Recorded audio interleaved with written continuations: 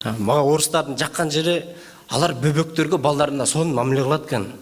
Чындап 4 жаштагы бала менен Актан байке менен сүйлөшкөндөй эле сүйлөшөт экен, короче. Жаман иш кылып койсо, комнатасына кирип, Дмитрий, что ты делаешь, сынок? Так же нельзя. Тебе уже 4 лет. Сынок, депчи. А сейчас папа кирет деп, папасы кирип, ойлонуп папасы, Дмитрийге эмне болгон деп. Дмитрий дагы косягын түшүнүп, мама, простите меня, пожалуйста, депчи. Бизде 4 жашар баланын мындай тик